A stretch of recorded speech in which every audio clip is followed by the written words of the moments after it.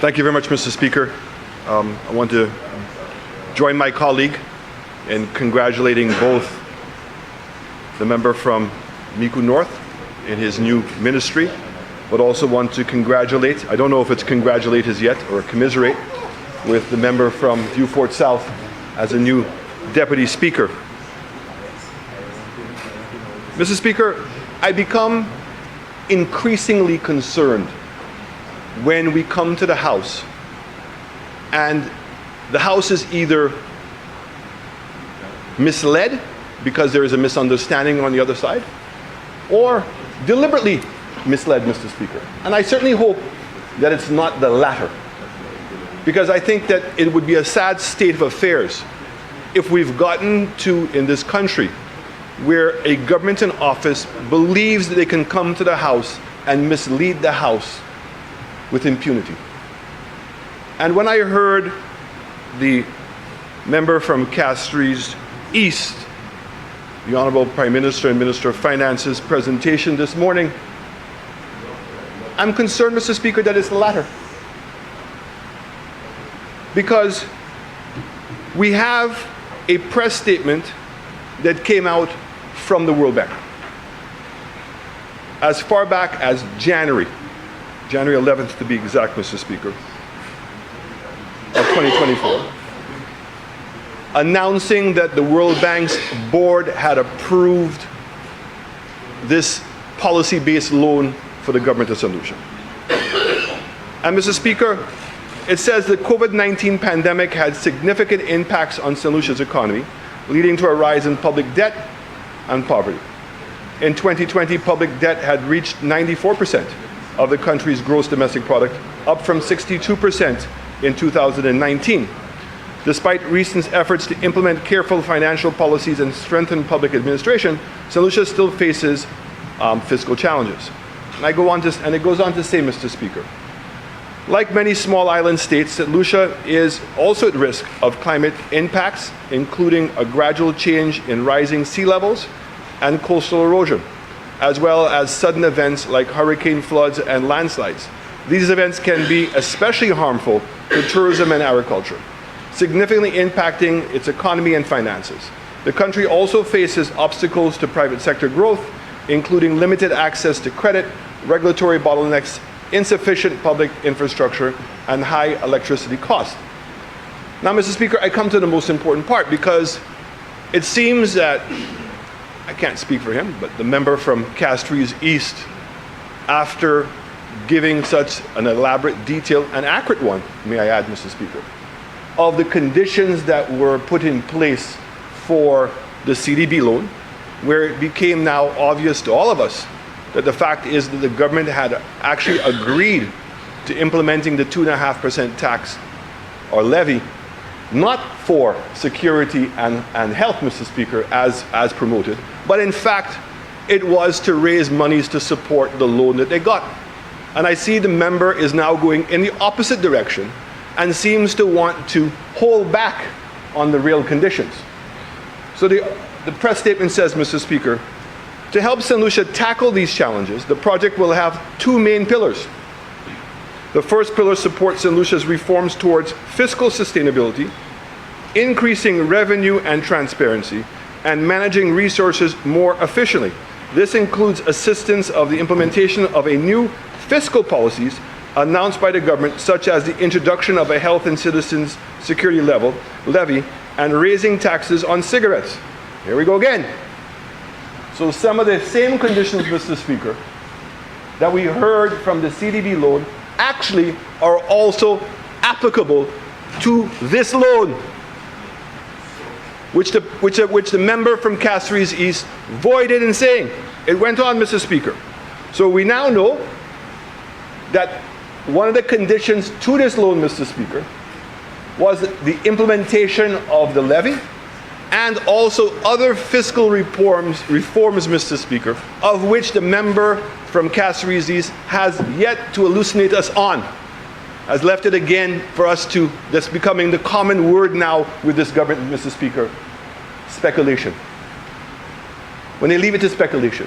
And when they leave it to speculation, then they turn around, Mr. Speaker, and want to accuse people of misinformation. If you don't want the misinformation to be out there in the first place, do not leave things to speculation, especially with your track record. It goes on, Mr. Speaker, and it says,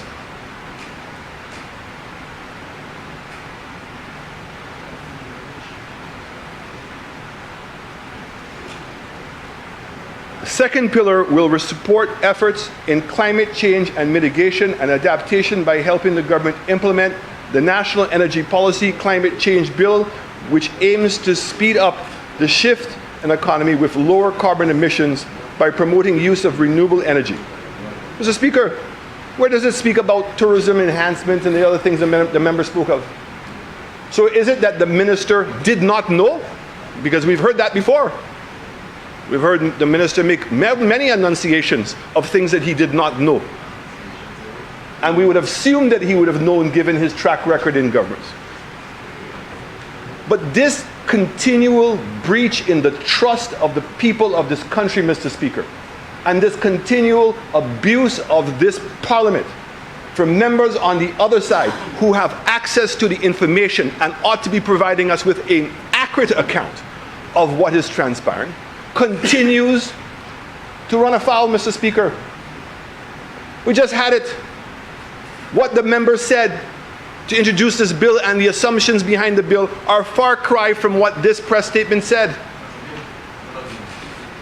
So I'm continued shocked, Mr. Speaker. Member from Mico South, you keep making reference to a CDB press release or World Bank. But this is, we are discussing a loan from the International Development Association. World Bank, Mr. Speaker. So, member, so I'm trying to make the connection between the World Bank statement and the motion we are debating.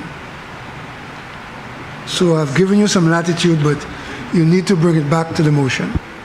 Mr. Speaker, if in fact you've been giving me latitude, I greatly appreciate it. But the fact is they're one and the same. The loan that we're here today is a World Bank loan. It's a drawdown on our SDR rights. This is the same, this is the press statement that came out, Mr. Speaker. I'm sorry I don't have it in hard copy, but I'll be happy to make it a copy of the House.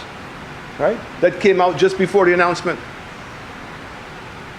So, Mr. Speaker, it's one and the same. There's nothing to be confused about. This is the World Bank loan. But remember, you began by speaking to the Castries East MP misleading the House in his opening statement. Yes, sir. But you have not spoken to that misleading aspect of. But please. Well, Mr. Speaker, I'm very grateful if in fact I did not make myself clear. And so give me the latitude to reiterate my position. The member from Castries East spoke about two pillars of this loan, Mr. Speaker. And neither of those pillars are the pillars that are referenced in this document, this press statement. So in fact, it would have appeared, and that's why I brought the CDB loan, that the same conditions that existed for the CDB loan are in fact the same conditions that existed for the World Bank loan. Now, how would I even be able to pick that up? Because, Mr. Speaker, I was a former Minister of Finance. And when we negotiated with CDB, and we negotiated with the World Bank, and we negotiated with the IMF, they all speak. So the fact is that this loan is a continuation of the policy-based loan from CDB, and is the same policy-based loan from the World Bank. And what I'm speaking of is that the member stood there, Mr. Speaker, this morning and misled this House in believing that the pillars and that this loan was going to be used for some tourism project, where it makes no reference to that, Mr. Speaker. In fact, it speaks to the same conditions that existed for the CDB loan. I'm glad that members on the opposite side think it's a laughing matter, because it seems to be a recurring decimal that this government believes that they have the authority to say and do whatever they want to do. And we don't want to appreciate that at the end of the day, they are accountable to the rule of law of this country. And you can run and hide, but you cannot deny that that is a fact. This is a sacred house, Mr. Speaker. This is the ultimate house of which we must all respect and come to this house and speak the truth. It cannot be just allegations of not speaking truth.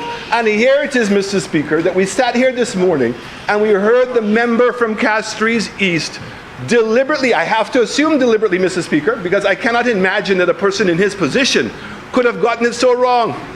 How can it be that the World Bank, in a press statement on January 11th, clearly articulated what the conditions to the loans are? And that is not the same thing that the member spoke of. And then the member did exactly what he normally does, Mr. Speaker, and that's how I find myself running afoul. He never wants to speak to the details of anything and is always telling you either at the next meeting or one of his ministers are going to tell you. So here it is now that we're being told, Mr. Speaker, okay, that we have a budget process coming through and this is money that's going to be spent next year and we're going to hear details about it. You are coming to the House to seek the Parliament's approval to expend the money. You are expected to provide those details. Not for the opposition to provide those details. It is for the opposition to hold the government accountable and to ask those tough questions. And I'm hoping that in his response, Mr. Speaker, that the member from Castries East will clarify. Now, Mr. Speaker, on another matter. Finally, Mr. Speaker, finally, something that has become habit in St. Lucia, that we obtain an Article 4 report. I don't know why this Article 4 report was delayed and only just came out. But I'm grateful that it has come out because, again, it speaks to some misconceptions that the member from Castries East spoke of, Mr. Speaker. Member from Castries East said that the debt, don't mind that we've borrowed over 700 million. No, he didn't use, I'm using the number 700 million in the last year and a half. That the debt to GDP is under control. 70% or less. That's what the member said, Mr. Speaker. Here it is, though, in the Article 4 report. It says,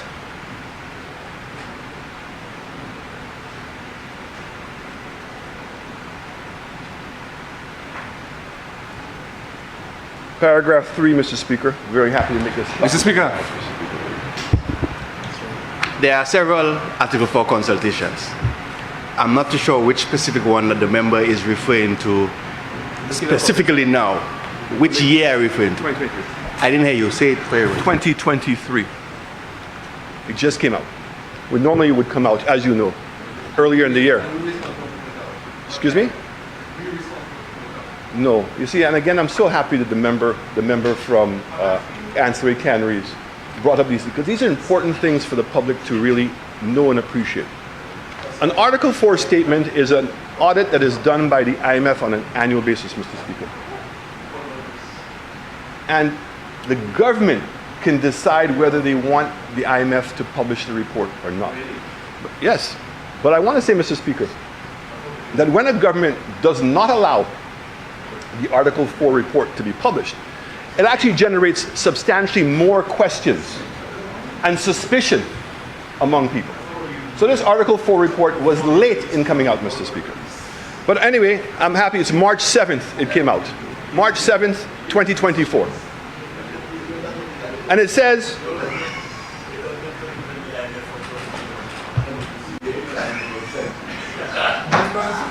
allow the member from Mico South to proceed with his contribution uninterrupted. Member for Castries Central.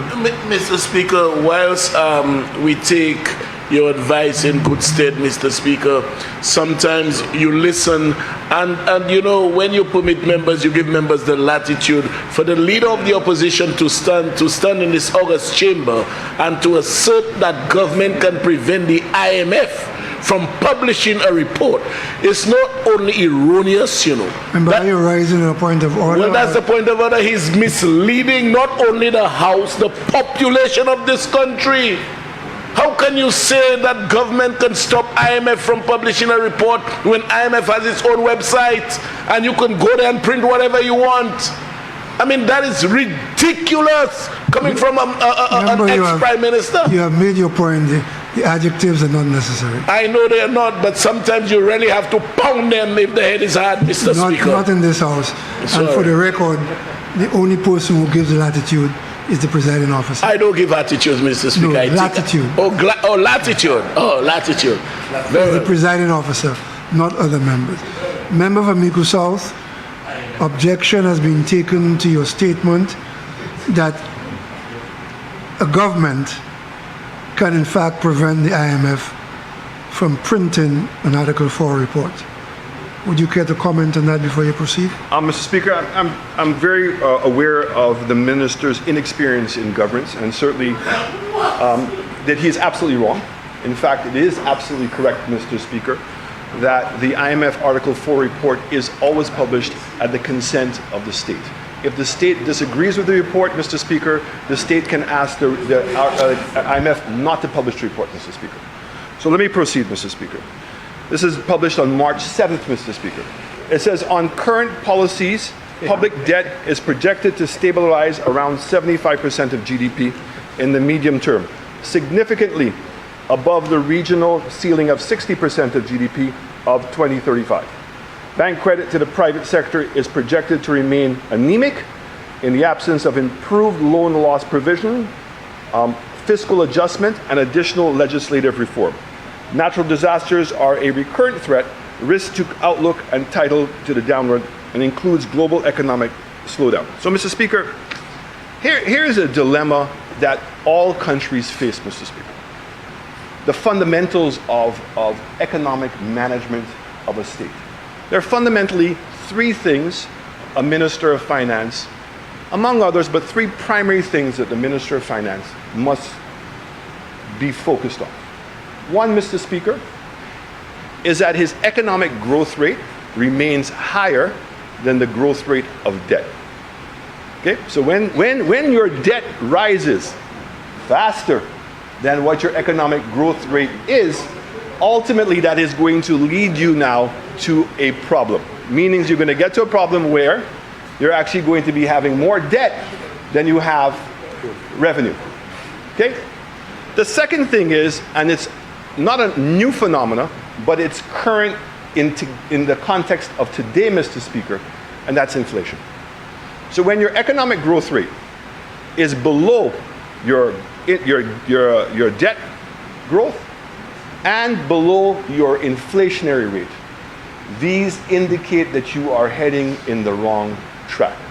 And if you allow those things to persist, we're going to find ourselves in a position where the only thing that the government can depend upon is getting policy-based loans in order to be able to resolve the issues.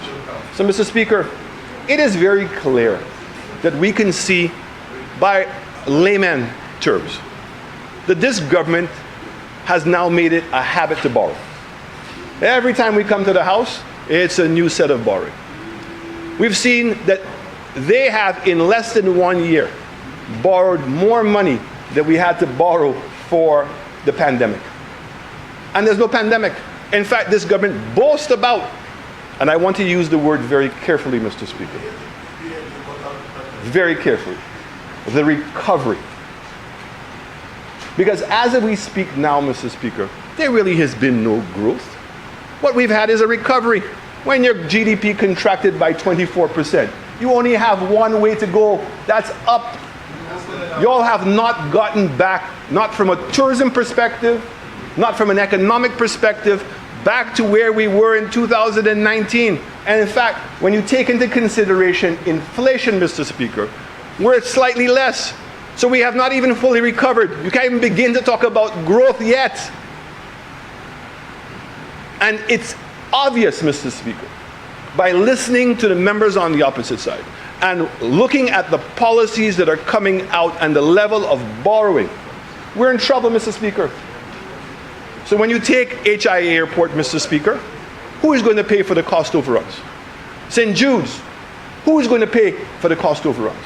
Millennium Highway and West Coast Road, who is going to pay for those cost overruns? The Rodney Bay Road, the member of Housing and his complete utter irresponsible act as it pertains to the shock and tavern housing developments. Who is going to pay for those inefficiencies? When we give away land in St. Lucia at under the market price, Mr. Speaker, when we give away $400 million of revenue and we get very little in return, where is the investment that's going to take place, Mr. Speaker, to improve the capacity? Instead, we see that this government apparently intent on simply generating easy money.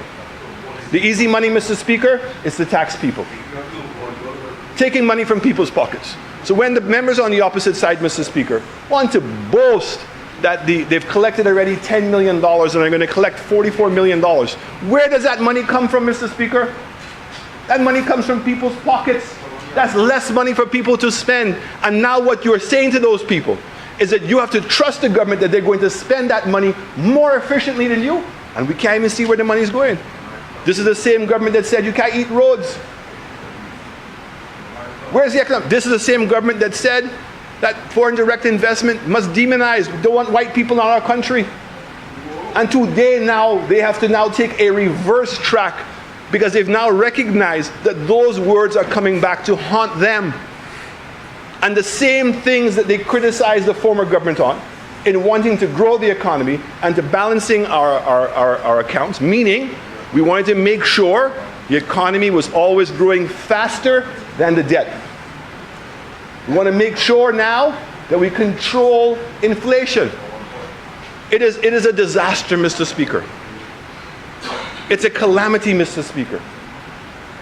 When a government would have not addressed the inflationary problems in this country and would have deliberately adopted policies to allow bus fares, and now I hear persons wanting to make a comparison. Can you imagine, Mr. Speaker? When I make a comparison between beer and water. Want to increase the price of water. They want to increase the price of water. In this environment that we're in right now, Mr. Speaker, after bus fares have gone up, electricity has gone up, bread has gone up, food prices throughout this country have gone up, and the government now is taking even more money away from the people by taxing them. So, Mr. Speaker, the member from Castries East presentation, the member from Castries East presentation, Mr. Speaker, okay, brings more questions, and I'm concerned, Mr. Speaker, of this continual habit of misleading this House, and where a government is to provide actual information, that there seems to be a deliberate attempt to suppress that information. We are here to approve this bill, and I do not believe, Mr. Speaker, that the member from Castries East in his presentation has provided this House with all of the information and to the conditions of this loan that are necessary to get the support of the opposition. And I dare say that hopefully the public who is listening to this, who've already seen that the government breached their trust by telling them to make sacrifices for the tax on health and safety, to find out that that money was never intended for that use. That money was intended to get support for both the CDB loan and the World Bank loan. And that is what is taking place in this country. And I'm even more concerned, and I'm saying I'm looking forward to the estimates and the appropriations bill, to see the numbers, because we've been left in the dark, Mr. Speaker. I see that even the IMF, Mr. Speaker, even the IMF on their report showed unemployment blank. Even they have concerns, must have concerns with the formula that the government is using, because they've left it blank. The IMF, and that's as of March 7th. So don't try to make it out to believe that the opposition is playing politics. We're simply asking the questions and providing the information, and I think that we are deserving of the accurate answer of what's taking place, and not the BPI. Why is it the IMF has not put the unemployment numbers? See, that's a typical thing, Mr. Speaker. Ask the IMF. Really? They're here representing the people of St. Lucia. You are accountable to the people of St. Lucia, Mr. Speaker. It's not about mapui, not about calling people names. It's simply asking that the information that's provided to this House is accurate, and that to give the public of this country the satisfaction, Mr. Speaker, that the affairs of this government of the people, of the country, are being run fairly, justly, and that we can trust the information that we're obtaining. And I would say to you, Mr. Speaker, there is time for this government to correct their ways and to make sure that when they come to this House, that they bring accurate information. And if it is uncomfortable, it is to explain to the people why you have to make those decisions. You're not accounting to me, Mr. Speaker. That's not, I only represent the thousands of people in opposition. And my office continues to offer a platform to all of those people, Mr. Speaker, who have concerns. And therefore, I'm bringing their voices to the table. And I'm saying to this government, we all have to make difficult decisions. Don't be scared of them. Come out and tell the people the truth.